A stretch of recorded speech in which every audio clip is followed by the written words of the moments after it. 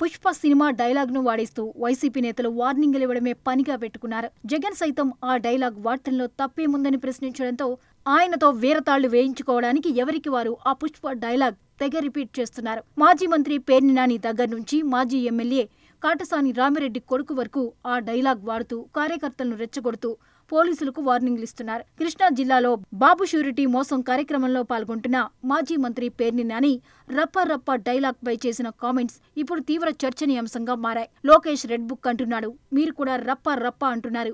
ఏదైనా పని చేయాలంటే రప్ప రప్ప అనడం కాదు, చీకట్లో కన్ను కొడితే పని అయిపోవాలని పేర్ని నాని వ్యాఖ్యానించడం ఏపీ రాజకీయాల్లో కలకలం రేపుతోంది. 3-4 రోజులుగా పేర్ని నాని ఎక్కడికి వెళ్లినా అదే దూకుడు ప్రదర్శిస్తున్నారు. నంద్యాల జిల్లా బనగానపల్లెలో వైసీపీ కార్యకర్తల విస్తృత సమావేశంలో మాజీ ఎమ్మెల్యే కాటసాని రామిరెడ్డి కొడుకు ఓబుల్ రెడ్డి అదే సినిమా స్టైల్లో డైలాగులు వల్లెవేశారు.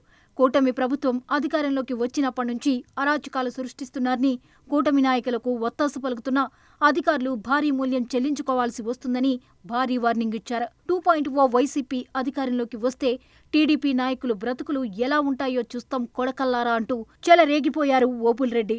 మరోవైపు విద్యాశాఖ మాజీ మంత్రి ఆదిమూలపు సురేష్ సైతం రప్ప రప్ప పూనకం పూనడం విశేషం. ప్రకాశం జిల్లా కొండెపి వైసీపీ ఇన్ఛార్జ్ ఆదిమూలపు సురేష్ పార్టీ సమావేశంలో పాల్గొన్న కార్యకర్తల్ని రెచ్చగొడుతూ చేసిన వ్యాఖ్యలు సంచలనంగా మారాయి. ఇప్పటి వరకు ఒక లెక్క, ఇక నుండి కొండేపి నియోజకవర్గంలో మరో లెక్క అంటూ కార్యకర్తలను ఉద్దేశించి ఆయన మాట్లాడి కాంట్రవర్సీలో ఇరుక్కున్నారు. అంబేద్కర్ కోనసీమ జిల్లా అమలాపురంలో మాజీ మంత్రి పినిపే విశ్వరూప్ అదే మంత్రం ఎత్తుకున్నారు. ఆ ఫ్లోలో రూరల్ సీఐ ప్రశాంత్ కుమార్ పై అనుచిత వ్యాఖ్యలు చేశారు. వైసీపీ కార్యకర్తలపై తప్పుడు కేసులు పెట్టి వేధిస్తున్నారంటూ ధ్వజమెత్తిన ఆయన రాబోయేది వైసీపీ ప్రభుత్వమని, సీఐని వీఆర్లో పెట్టిస్తానని, జైల్లో పెట్టించి ఊచలు లెక్క పెట్టిస్తానని హెచ్చరించారు. ఒకవైపు కూటమి ప్రభుత్వం సంవత్సర పాలనపై ప్రజల అభిప్రాయాలను తెలుసుకునేందుకు కార్యక్రమాలు నిర్వహిస్తోంది. సంవత్సర కాలంలో అమలు చేసిన సంక్షేమ పథకాలు ఎంతవరకు అమలు జరిగాయో తెలుసుకుని అర్హత కలిగి ఉన్నప్పటికీ సంక్షేమ పథకాల లబ్ధి పొందలేని వారికి సంక్షేమ పథకాలను అందజేసేందుకు సుపరిపాలనలో తొలి అడుగు కార్యక్రమాన్ని ప్రభుత్వం ఏర్పాటు చేసింది. ఈ కార్యక్రమంలో భాగంగా స్థానిక ఎమ్మెల్యే, మంత్రులు వాడవాడకు ఇంటింటికి వెళ్లి సంక్షేమ పథకాల అమలుతో పాటు స్థానిక సమస్యలు తెలుసుకుని వాటిని పరిష్కరించే పనిలో పడ్డారు. గెలిచిన తరువాత ఏసీ గదులకు, సొంత కార్యాలయాలకు, దూరపు నగరాలకు పరిమితమైన నేతలు ప్రజల్లోకి వెళ్లటం మొదలుపెట్టారు. దీంతో ప్రజల్లో కూటమి నేతలకు మంచి ఆదరణ లభిస్తోందంటున్నారు.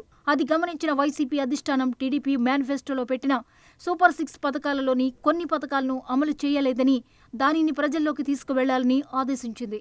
దీంతో విద్రోహ దినం కార్యక్రమాన్ని ఏర్పాటు చేసినా ఆశించిన ఫలితం రాలేదు. ఆ క్రమంలో వైసీపీ అధిష్టానం వెంటనే బాబు షూరిటీ మోసం గ్యారంటీ పేరుతో కార్యక్రమానికి పిలుపునిచ్చి నేతలను ప్రజల్లోకి వెళ్లాలని తీర్మానించింది. దీంతో ప్రజల్లోకి వెళ్లేందుకు వారు ఏ మార్గం దొరక్క కార్యకర్తలను రెచ్చగొడుతున్నారట. వైసీపీ అధ్యక్షుడు కార్యక్రమాల్లో కూడా అదే ఉద్దేశంతో కార్యకర్తలను రెచ్చగొట్టే విధంగా ఫ్లెక్సీలు కూడా ఏర్పాటు చేయిస్తుండడం, వాటిని జగన్ సమర్థిస్తుండడం అందులో భాగమే అంటున్నారు.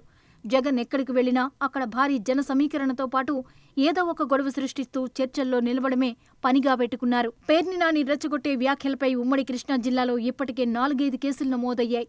పోలీసులకు వార్నింగ్ ఇచ్చిన కాటసాని ఓబుల్ రెడ్డిపై బనగానపల్లె స్టేషన్లో కేసు నమోదైంది. కూటమి నేతలు పోలీసులను శ్రీకృష్ణ జన్మస్థలానికి పంపిస్తానంటున్న పినిపే విశ్వరూప్ వంటి వారిపై కూడా కేసు పెట్టడానికి కూటమి శ్రేణులు సిద్ధమవుతున్నాయి. వరుసగా కేసులు నమోదవుతున్నా వైసీపీ నేతలు రప్ప రప్ప జపం మానకపోతుండడం తీవ్ర చర్చనీయాంశంగా మారింది.